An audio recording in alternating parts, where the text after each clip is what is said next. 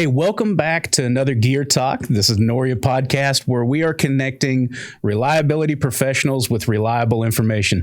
Today, we're going to be talking with Jeremy Drury, and we're going to be talking about IoT, which we know has been hyped up for a while now. And we're going to get some practical information from someone who's been doing this for a while, understanding, maybe where do we start, what's realistic, what's actually going to go on there. And so, Jeremy, thank you first and foremost for joining in on us. And one of our core things here with this podcast is to make sure that people understand the individual that they're getting information from. So, Jeremy, if you don't mind, go ahead and introduce yourself. Yeah, no, absolutely. Thanks, Wes. And let me just start to say, I am shocked that this is the first time that you and I are sharing some stage together for as long as we've known each other at this point. I know. So thanks for having me on here. But, absolutely. Hey, everybody. My name is Jeremy Drury. So I've been in the IoT space since about 2015 or so. And so if you know my story, I was in the startup space, in the industrial IoT space, had my own company for some years, stepped away from the industry right around 2020. For those that know, trying to get on a factory floor during COVID was just nigh impossible. Maybe we can kind of go back and talk about that. So I left the space for a little while to let things cool down, ended up running an e-commerce company in between. But, even though I tried to walk away from IoT, it never walked away from me.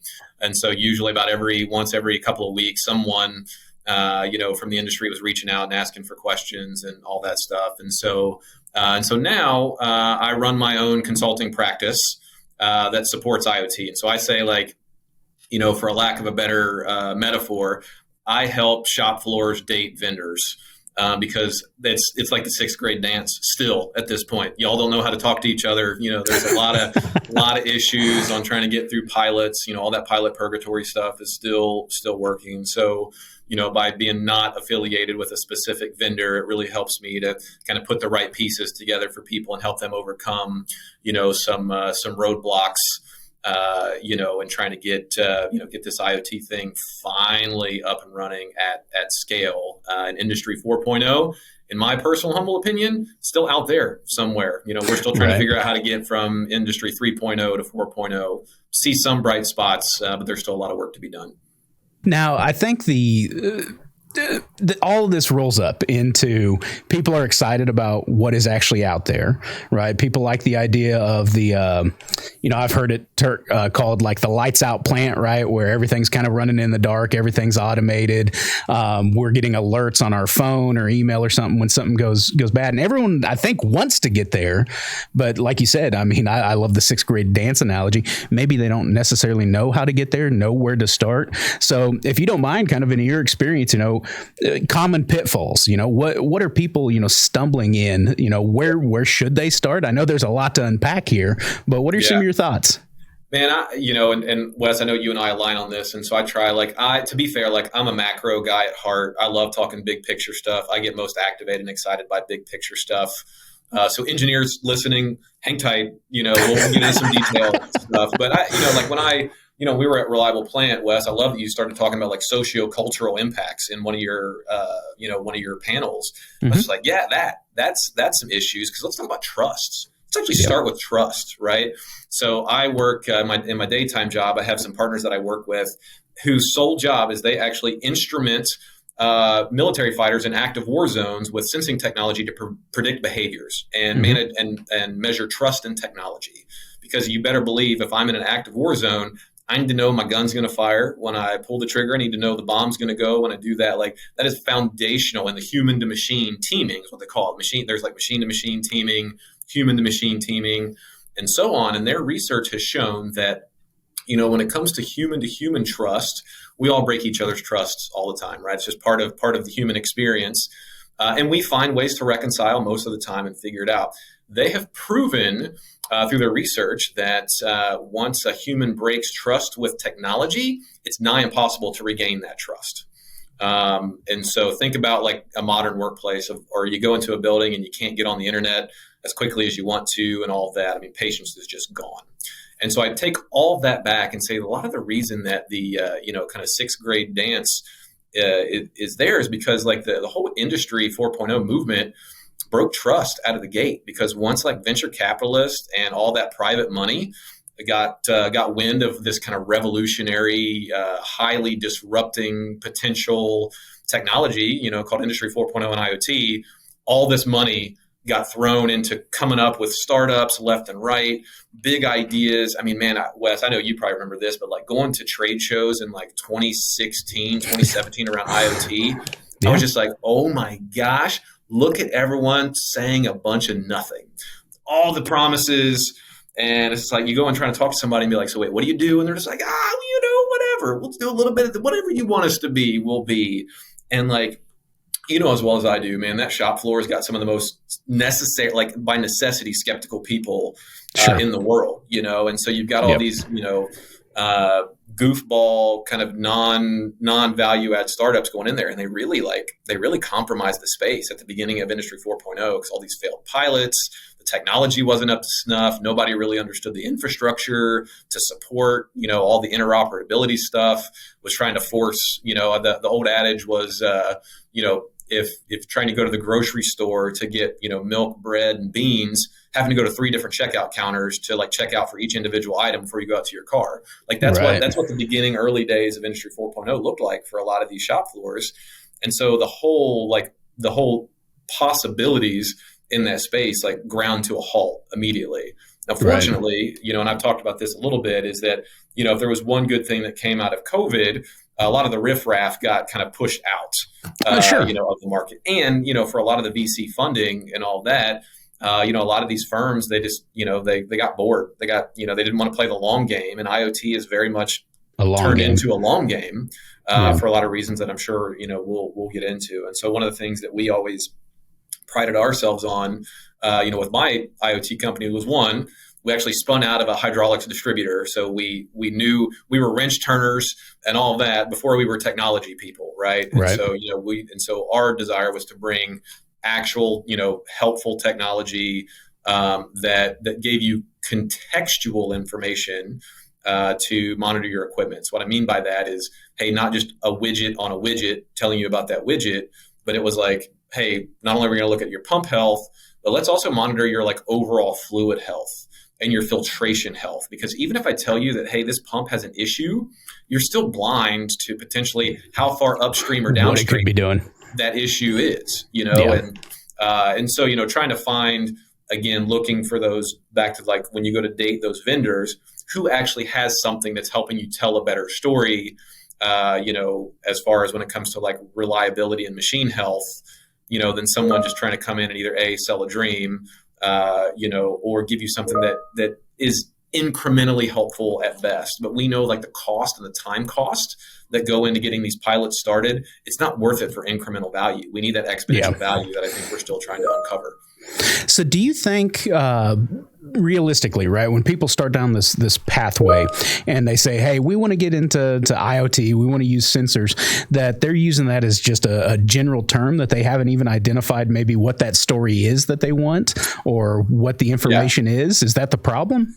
Man, I could take the whole podcast talking about this one. So let me try and hit some brevity here. So like one of the things that I absolutely love that you all do, and I think you're best in class at it, is like creating reliability culture inside companies. Because I will tell you a hidden skill set that I see plague businesses of all shapes and sizes and industries is not knowing how to properly sequence strategy and steps and implementation plans. In its most simple, we always talk about ready, aim, fire. For most shop floors, it's just fire because of the constant fires that we're trying to put out. So we don't even give ourselves, one of the curses I think the speed of modern business puts on a lot of companies is they don't even give us the capacity to think critically about our problems. Like there's so much limited time capacity to even think strategically how to solve, for a problem. And so like, man, Wes, it would be so easy for me to say, let's find the silver bullet. Sure, I could go and put some fluid health sensors, inside your system, and some particle counters. And we could look at ferrous versus non-ferrous, and I could give you some details around your fluid. But like, if you're doing that before you set a baseline of like reliability, and like a baseline, like, oil health program, like inside, it's bad money. You're throwing good money after bad at that point. Right. So, we used to laugh like, and let me just take a quick aside there. Like, most of these shop floors, it's the culture that they have to be in, right? No one shows up to work and be like, you know what, today I'm going to go out of my way to put a dirty rag to plug a hole in a pipe because like that's what excites me. No, it's just like, I've got to, like, my hair's on fire. I just got to do a quick solve, right? And so like I acknowledge that a lot of the realities that we face is just because it's the realities of the like shrunken workforce with higher production goals than we've ever had, trying to just like navigate our way through. And so, so I would highly caution, for those in the reliability, in the reliability practice, in the, director of operations level kind of roles, is really kind of like timeline that out and say, okay, like what needs to kind of predate viable, valuable installation of IoT and technological support to then unlock something down here, right? Because do I have the right people in place? Do I have the right programs in place? Do I have the right buy-in in place? What does my baseline operation look like? Because that's only going to bolster and enhance the technology that you put in there to then ultimately be able to go and have a high-level uptime conversation with your C-suite to say, hey, I've now netted you an additional $50 million a year because we've been able to produce that many more widgets. So it's that kind of like, how do we properly sequence? Because I think we just try and chase those silver bullets to solve like quick time problems. And I mean, I think it's important to point out, right? It has to align with, your corporate strategy, your corporate values. I mean, some of those things, they're doomed to fail because they don't fit into how you operate your plant or even kind of what your belief systems are, right? I mean, you walk into some plant and, it'll say, our core values at this company, safety is number one. And we're going to put something out there that could make something maybe unsafe. Well, I mean, no, that's not going to happen, right? Or innovation, is one of our core values, right? I mean, those are the things that you start tying towards, right? Of saying, all right, we're going to do it. It is our core value, but it has to beget us something as well. I think so many people, want to change for change's sake, which, I mean, change is not inherently good or bad, in my opinion, right? It's what you do with that to make it good. And I think that's where, okay, let me talk about from the lubrication side of things, right? People say, hey, we need to have a better lubrication program because we're having a rash of machine failures, or maybe we're spending so much on lubricants, or maybe we don't have a dedicated staff to do it. So we need to make sure that we know what all's happening. And they view it as such a project base, right? That we're going to focus on lubrication for this 2-month period, and then it'll be good, right? It's solved at that point. No, I mean, it's a continual thing.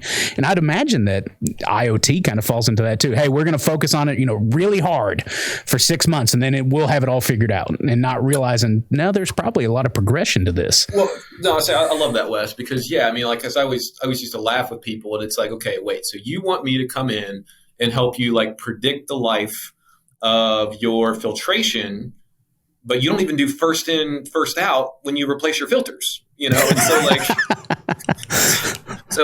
like let's make sure that, because if you're struggling on that, then who's going to have the time, capacity, or mindset to actually like dive into the data and figure something out? Now, I can't, because one guy that I used to really love working with, shop floor guy, he was always like, Jeremy, like, I just want all the data. Just give me all the data. And I was like, no, you don't. No, you don't. Nope. Like let's get very specific. And so kind of back to that example that you were talking about there is like, yes, like clearly define the bigger problem that you're trying to solve for first, right? So like with a lubrication program, it's okay. So we're, someone who's in that world every day, like again, shop floor people, man, like they're like gut for understanding problems, some of the best in class, right? Like you just walk through and you just know, like, man, something's just not right about this. And so then they say, okay, like, I think it's our lubrication. I think we're losing a lot of like uptime, because of lubrication issues, and so that to me sets a perfect opportunity to marry an IoT pilot with a lubrication program to say, okay, I'm going to actually walk both of these parties in together, and we can all talk about how like the future state of manufacturing reliability has to be a multi people in the room, multi vendor in the room kind of approach, because we're just not going to have enough talent in house to carry us through like our production requirements. So, but we're going to walk both of those in at the same time. And now we're going to set a clear pilot objective, a pilot promise, let's call it, to say, okay, I believe, clearly define the problem. I believe our limitations in our lubrication is causing X amount of downtime or preventing Y amount of uptime a year. So I'm going to bring in a lubrication program person to say, okay, what do we think we need to do here? And I'm going to bring in an IoT vendor to help validate whether or not that program is going to help and bolster, right? So, okay, so we're going to put a 6-month timeline on it. We're going to put $50,000 of budget. All those things need to be there to say, okay, all right, we're willing to invest $50,000 to validate the above hypothesis, see if what needs to happen in our lubrication program actually improves and creates that uptime. We're going to use sensing technology to validate, hey, are we having as many downtime events? Hey, are we actually enabled to make better decisions on where to shift our production to produce X amount of more widgets? That is that perfect harmony that has just been so broken and busted for so many years, that like getting all those people, quickly into a program to start, because that's the other downfall, right? Is usually that kind of stuff historically, it takes like 15 meetings and like 12 trips and all that kind of stuff. I'm like, y'all, your ROI got burned within your first 2 meetings, and we haven't even started like monitoring stuff at this point. Right. Now, you've used the word pilot several times through the podcast already. So that's the best place to start, pilot, right? I mean, not to throw it out holistically across the balance of machines or anything else. And if you were able to kind of, build your ideal kind of pilot, program, machine, whatever it is, what do you look to kind of identify, a great place to start? Yeah. If I put on, if I'm coming from the customer side, it's going to be, again, important for me to, couple things, it is absolutely up to me to set the boundaries of the pilot. So boundaries mean clarity on the problem, right? Yep. If I say, man, I just need to completely reinvent my production operations, too big, way too big of a problem, right? Narrow it in. To your point, find a critical, what's the thing that just caused you the most headache? What portion of the floor, what piece of equipment, what production operation, what process? So kind of wrote that off. And then, understand, again, and it may be hard, but it's worth it to ask, what is the actual dollar cost of that issue? And then you should be able to then back into the math to say, okay, well, what am I in my maintenance budget or my operating budget? What am I willing to spend to go invest in an opportunity within the same calendar year to go and can, be able to deploy a pilot project? Because again, we're all on annual budget cycles. So That's ideally, right. a pilot should operate within a budget cycle that validates or invalidates, and then still gives you enough time to put that solution at scale in the budget for next year. Because I think a lot of times these kind of unending pilot projects, they just creep too much. I mean, when I presented and talked down at Reliable Plant, it was IoT World, had put together some stuff that had suggested a big report that was taking 30 months to go from pilot to scale. Man, technology changes every 30 days. Yeah. And so if it takes you upwards of 3 years to reach any kind of scale, you're going to have to walk that project back far too often. To get any real estate. And so the only other caution I would have coming from the factory floor side would be just, again, I know why they exist. It's just I would put high caution for the vendors out there who would come in and say, just tell us what your problem is and we'll figure it out. And I just see those really, again, with good intent, because there's really smart people out there that love to dive in and solve problems.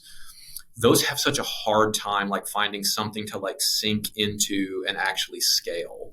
And so just make sure that, especially if you're in your early days of IoT, an IoT deployment at your shop, make sure you're partnering with vendors who actually have a piece of technology, portions of technology that don't require a lot of additional support, additional administrative support, additional IT support, because all that's just going to slow it down, impact your budget, and all that. Well, it makes sense. And then early on, you also said that there were some bright spots in this field, as it comes to adoption and actually showing some success. Mind talking to us about maybe some of the bright spots that you see? Yeah, absolutely. Yeah. I mean, again, some of the firms that I've talked to, like actual, like tens of millions of dollars of savings are being reflected on balance sheets because of certain IoT deployments, and so like, and again, some of those come from very like high production logistics, some of those fields where like downtime, power gen, where downtime is just absolutely maniacally, critical to, to prevent, and so again,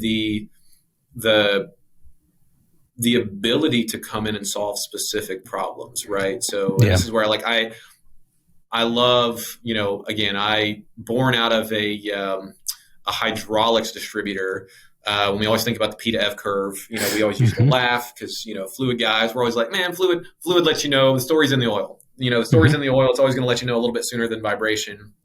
I've spent years now with some vibration people, and I would say I'm split. I actually think they work best in tandem, right? Yeah. So there's a guy named Will Tuderoff, great guy. He and I used to do a great kind of dog and pony show where he's a vibe guy. He's a high class vibe tech who also gets the fluid side and vice versa. And we used to do a little, presentation together where we kind of like battled back and forth, between the two. And ultimately related, like they complement each other really well, but the thing about like vibe, technology, like the hardware really hasn't changed that much over the years. Right. It's all the same stuff. It's just, again, like being able to make that data far more like edible, accessible, and faster to be able to use, and the resolution has improved, right? I mean, as far as that. Right. And so again, like I have found more success with the companies that actually have a product, a piece of hardware, a piece of sensing hardware that they kind of vertically stack with the IoT components on there to drive, more success and like real time, feedback and response on, this is actually generating new money for me, customer, because my machine is, 30% more online than it was last year. Rather than the ones that really kind of come in and say, okay, I'm a software company and we're just going to try and like integrate into like every corner of your space. Those just tend to lead to a lot of like blindness and invisibility into like some of these root issues, that I think a lot of these companies face.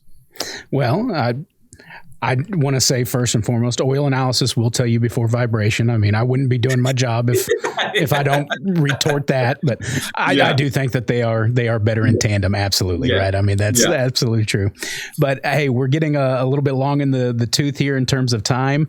I want to make sure that, you get the last word here. So any last little pearls of wisdom, and then also, how would people get a hold of you? Yeah, absolutely. No, thanks. And as a secret, I also agree with you, Wes. But again, it's all good and well, right? If any technology that you're putting in to try and help prevent or create uptime, it's a win, and again, I would just go back and say like, really lean on the folks at Noria, like you guys, to like set the baseline programs in place, because IoT, it needs to find footing on stable ground. And so some of these like baseline programs, need to be in place. And so I would remind people to, keep fighting the good fight. I'll again say there are a number of far better vendors out there today, with IoT solutions than there were even 18 months ago. So don't be afraid to keep down the path and exploring. Just set up the pilot programs, better, to just gain more and faster traction. And as I mentioned before, like I'm here to help with that. And so, I have a website, jeremydruryIoT.com. So it's DRURY. You can also reach out to me, jeremydruryIoT@gmail.com. Again, as you know, Wes, I'll talk about this stuff all day. It's very activating for me. Because again, like I know I kind of teased at the beginning of my reliable plant presentation that, IoT maybe be DOA because it just hasn't reached the traction that it needs to. And C-suites are starting to focus more on AI. So maybe we can have another podcast where we talk about AI, and other future stuff on this, but, focus specific on IoT. it still has the capacity and bandwidth to radically reshape modern manufacturing. And so we just need to kind of keep the pace and focused on it. Here to help with that. And, I know like you guys are as well. And so, appreciate again, everything that Noria does. You guys are such a great crew over there. Some of the best people. It's always a pleasure to work with you guys. Well, Jeremy, we definitely appreciate it, and I mean, you're always fantastic. Your address at RP, I mean, absolutely killed it, and I mean, I love the title. IoT is DOA. I mean, it's great for everyone that missed it. I think we have a video of it that we'll try to get up there as well. But they'll have to come and listen to you next year, right? I mean, I'm hoping that you're coming back, and I would love to have you back on the podcast because I think AI is a very interesting topic for sure. But we'll have to save that one for the next time, huh? You got it. So for everyone that's been joining us on this episode, thank you so much for listening to us. If you do have, comments, suggestions, or even topics that you'd like us to discuss, you can always email us at podcast@noria.com, and we'll catch you on the next episode of Gear Talk.